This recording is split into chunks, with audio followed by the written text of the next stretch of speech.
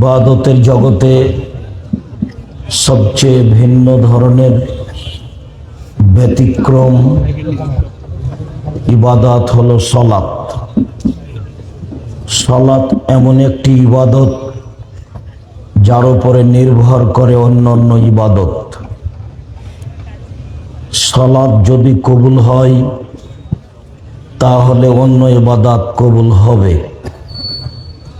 সালাত যদি কবুল না হয় তাহলে অন্য কোনো ইবাদত কবুল হবে না।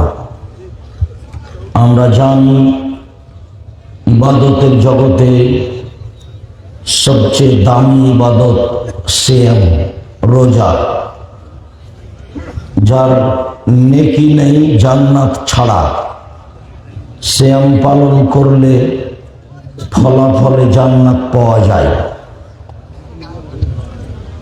ইবাদতের জগতে সবচেয়ে দামি ইবাদত সিয়াম, রোজা।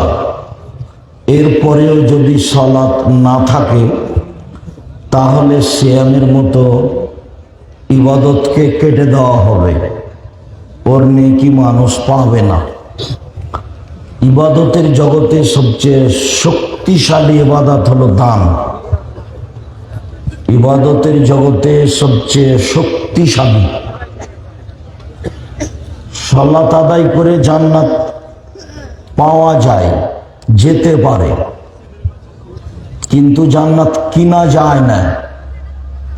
হজ করে জান্নাত পাওয়া যায়, যেতে পারে, কিন্তু জান্নাত কিনা যায় না।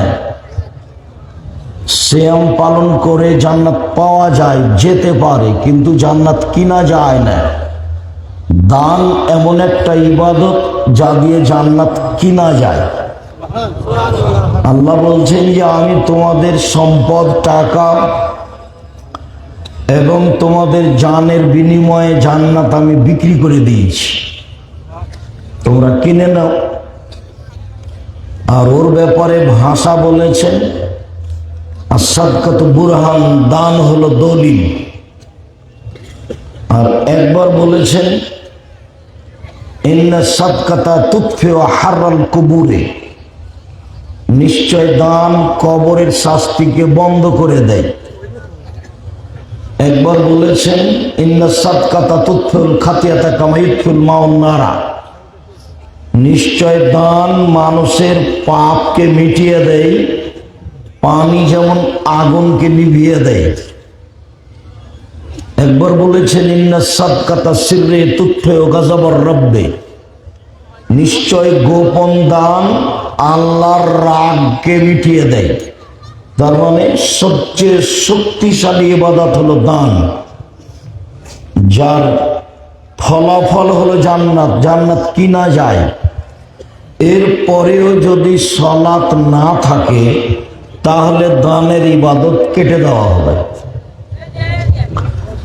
আবু হুরায়রা রাদিয়াল্লাহু তাআলা আনহু বলেন রাসূল সাল্লাল্লাহু আলাইহি ওয়াসাল্লাম বলেছেন আউয়ালু মা ইউহাসাবু বিহিল আবদু ইয়াউমাল কিয়ামাহ আস-সালাত ফাইন সালাহাত সালাহাল্লাহু সাইরা আমালিহি ওয়া ইন ফাসাদাত ফাসাদাল্লাহু সাইরা আমালিহি।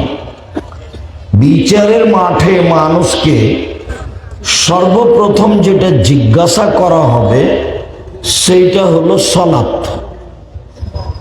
মানুষ যখন আল্লাহর মুখামুখি হবে প্রশ্নের উত্তর দেওয়ার জন্য, তখন আল্লাহ প্রথম যেটা মানুষকে জিজ্ঞাসা করবেন সেটা হলো সালাত, নামাজ। ফাইন সালাহাত সালাহাল্লাহু সাইরা আমালিহি, যদি সালাত কবুল হয় বাকি সব ইবাদত কবুল হয়ে যাবে। ওয়াইন ফাসাদাত ফাসাদাল্লাহু সাইরা আমালিহি, যদি সালাত বাতিল হয় তাহলে সব ইবাদত বাতিল হবে, কোনো ইবাদত সে পাবে না, তার নেকি থাকবে না, কেটে দেবে না। সালাত এমন একটি ইবাদত যার উপরে নির্ভর করে অন্যান্য ইবাদত। সালাত কবুল হলে সব আছে, নেই তো নেই। আনাস রাদিয়াল্লাহু তাআলা আনহু বলেন রাসূল সাল্লাল্লাহু আলাইহি ওয়াসাল্লাম বলেছেন আর সলাত সালাসাত আফলাসিন, সলাত 3 ভাগে বিভক্ত। আর তহুর ও সলসুন, অজু হলো 3 ভাগের 1 ভাগ। ও রুকু ও সলসুন, রুকু হলো 3 ভাগের 1 ভাগ। ও সজুদ ও সলসুন, সিজদা হলো 3 ভাগের 1 ভাগ। কেউ যদি সলাত ঠিক ঠিক আদায় করে, অজু যদি ঠিক করে আদায় করে, রুকু যদি ঠিকভাবে করে, সিজদা যদি ঠিকভাবে করে, কবিলাত সালাতুহু ও কবিলা সায়ের আমালিহি, তাহলে তার সালাত কবুল করা হবে এবং সব ইবাদত কবুল করা হবে।